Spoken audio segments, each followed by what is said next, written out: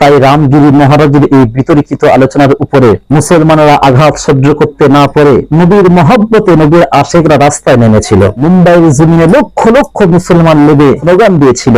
মুম্বাই শহরটা পুরো অচল করে দিয়েছিল। প্রকৃতপক্ষে শিক্ষিত একজন ধর্মীয় শিক্ষায় শিক্ষিত হতেন, প্রকৃতপক্ষে যদি উনি স্কলার হতেন তাহলে বিশ্ব নবীর শানে এমন করুচিকর মন্তব্য করতে পারত না। কারণ এই ভারতবর্ষের জমিনে বহু মহারাজকে আমরা এমন দেখেছি যারা বিশ্ব নবীর শানে তারা প্রশংসায় পঞ্চমুখ হয়েছে, তারা মানতে বাধ্য হয়েছে এ কথা যে প্রফেট মুহাম্মদ শান্তির বার্তা দিয়েছেন, উনি ইনসাফ প্রতিষ্ঠাতা করেছেন, উনি শান্তির কথা বলেছেন। আর ওই মূর্খ মহারাজ রামগিরি ধর্মীয় শিক্ষায় শিক্ষিত নেই, এ সম্পর্কে তার কোনো আসসালামু আলাইকুম ওয়া রাহমাতুল্লাহি ওয়া বারাকাতুহু। দেশে এবং প্রবাসে যে যেখান থেকে ভিডিও দেখছেন এবং শুনছেন প্রত্যেককে জানাই আন্তরিক শ্রদ্ধা ও শুভেচ্ছা। সম্মানিত সুধী, সম্প্রতি আমরা দেখেছি মুম্বাইয়ের জমিনে রামগিরি মহারাজ নামে একজন মহারাজ বিশ্বনবী সাল্লাল্লাহু আলাইহি ওয়াসাল্লামের শানে করুচিকর মন্তব্য করেছে। সেই মহামানবের সম্পর্কে করুচিকর মন্তব্য মুসলমানদের জন্য কখনো মানা সম্ভব হবে না। তাই রামগিরি মহারাজের এই বিতর্কিত আলোচনার উপরে মুসলমানেরা আঘাত সহ্য করতে না পারে নবীর মহব্বতে নবীর আশেকরা রাস্তায় নেমেছিল। মুম্বাইয়ের জমিনে লক্ষ লক্ষ মুসলমান নেমে স্লোগান দিয়েছিল। মুম্বাই শহরটা পুরো অচল করে দিয়েছিল। একটাই প্রশ্ন, তারা কেন রাস্তায় নেমেছে? তাদের কি বাড়ি ঘর লুণ্ঠন করে নেওয়া হয়েছে? না। তাদের কাছ থেকে কি জমি ছিনিয়ে নেওয়া হয়েছে? না। তাদের উপর কি জুলুম অত্যাচার করা হয়েছে? না। তাহলে তারা কেন এমন করছে? একটাই কথা, যে মহামানবের জীবন চরিত্রে আজও পর্যন্ত কেউ কলঙ্কের দাগ বসাতে পারেনি, সে মহামানবের সম্পর্কে এমন করুচিকর মন্তব্য পৃথিবীর মুসলমান কখনো মেনে নেবে না। যারা ইসলামকে গালি দিচ্ছ, যারা রাসূলকে গালি দিচ্ছ, তাদেরকে বলতে চাই যে ইসলাম যদি খারাপ হতো, রাসূল যদি খারাপ হতো, তাহলে বিশ্বের শ্রেষ্ঠ ড্যান্সার মাইকেল জ্যাকসন সে তার কি দিকে ইসলাম কবুল করেছিল? ইসলাম যদি খারাপ হতো তাহলে বিশ্বের শ্রেষ্ঠ বক্সিং ফাইটার নাম হলো তার কেসিয়াস ক্লে, সে কি দিকে ইসলাম কবুল করেছিল? ইসলাম যদি খারাপ হতো তাহলে পাকিস্তানের ক্রিকেটার ইউসুফ ইহানা সে কি দিকে ইসলাম কবুল করেছিল?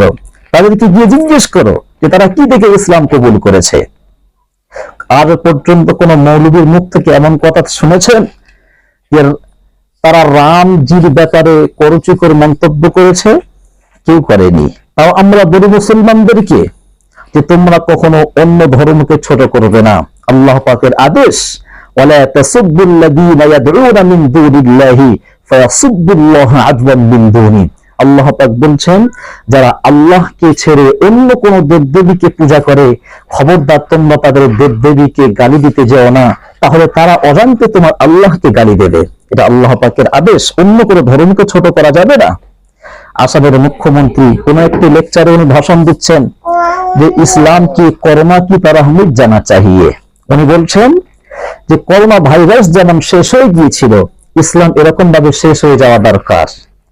আমি বলতে চাই, তুমি তো অনেক দূরে, তুমি ইতিহাস খুলে দেখো। ফেরাউন এসেছিল মুসাকে শেষ করতে, নিজে শেষ হয়ে গিয়েছে। নমরুদ এসেছিল ইব্রাহিমকে আগুনের মধ্যে জ্বালিয়ে দিতে, নিজে শেষ হয়ে গিয়েছে। আর তুমি এসেছো কোরআন মিটাতে, তুমি এসেছো ইসলাম মিটাতে। তুমি ইতিহাস তো দেখো, এই ভারতবর্ষের জমিনে 200 বছর ইংরেজরা রাজত্ব চালিয়েছিল। তখন তারা মনে করেছিল ভারতবর্ষের জমিন থেকে কোরআনকে আমরা মিটিয়ে দেব। প্রত্যেকটা লাইব্রেরি থেকে চুনে চুনে বেছে বেছে 10 লক্ষ কোরআনুল কারীমকে একত্রিত করে গুজরাটের জমিনে কোন একটি নদীর তীরে ওই আগুনগুলো জ্বালিয়ে দিয়েছিল। তখন আব্দুল আজিজ মুহাদ্দিস দেহলভী রাহমাতুল্লাহি আলাইহি তাদেরকে আওয়াজ দিয়ে বলেছিলেন, এই ইংরেজের বাচ্চারা, তোমরা যদি মনে মনে করো যে কোরআনকে আগুন জ্বালিয়ে দিয়ে আমরা ইসলামকে আমরা মিটিয়ে দেব, কোরআনকে মিটিয়ে দেব ভারতবর্ষের জমিন থেকে, এটা হলো তোমাদের ভুল ধারণা। কারণ আল্লাহ পাক নিজেই বলেছেন, ইন্না নাহনু নাযালনা যিকরা ওয়া ইন্না লাহু লাহাফিজুন। এই কোরআনকে আমি নিজেই অবতীর্ণ করেছি এবং এর হেফাজতের দায়িত্ব আমি নিজেই নিয়েছি।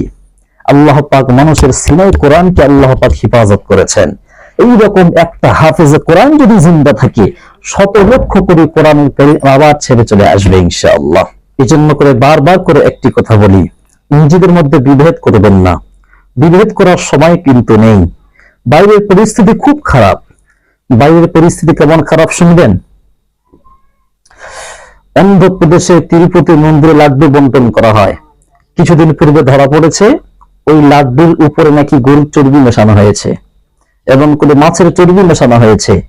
যদি ওই লাড্ডু ফ্যাক্টরির মালিক যদি একজন মুসলমান হতো, তাহলে আজও পর্যন্ত কত যোগ বিয়োগ হয়ে যেত তার কোনো ঠিক ঠিকানা নেই।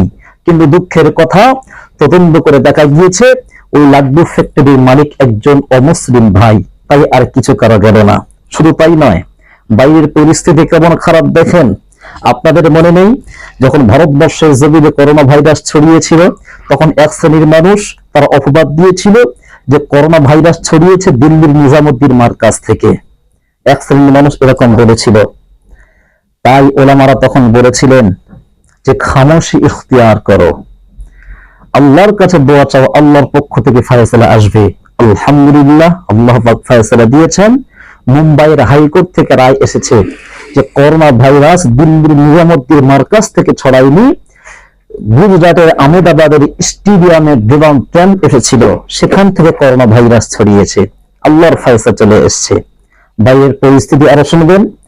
আসামে বহু মাদ্রাসাগুলোতে বুলডোজার চালিয়ে দেওয়া হয়েছে। শুক্রবার নামাজের জন্য যে 1-1.5 ঘন্টা ছুটি দেওয়া হতো, সেই ছুটিও বন্ধ করে দেওয়া হয়েছে। শুধু তাই নয়, মাদ্রাসায় যে সমস্ত আরবি বইগুলো পড়ানো হতো, সেই বইগুলো পড়ানো বন্ধ করে দেওয়া হয়েছে। আরবি টিচারকে বলা হয়েছে তোমাকে আরবি পড়াতে হবে না, তুমি কি ঘন্টা মারা কাজ করবে।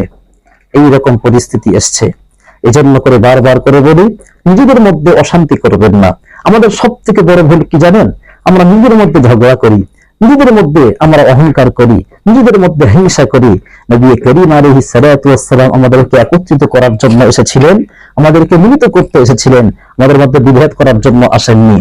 তাই যে কথা বলছিলাম, ওই যে রামগিরি মহারাজ বিশ্বনবীর শানে করুচিকর মন্তব্য করেছে, এজন্য করে আমরা সরকারের কাছে আবেদন করব যে তাকে ক্ষমা চাইতে বাধ্য করাবে এবং ওই মহারাজকে এমন করে আইনের সুসহন ব্যবস্থা নেওয়া হবে এবং এমন ব্যবস্থা নেওয়া হবে আইনের, আগামীতে কোনো মহারাজ বা কোনো নাগরিক যিনি এমন কোনো করুচিকর মন্তব্য করার সাহস না দেখায়।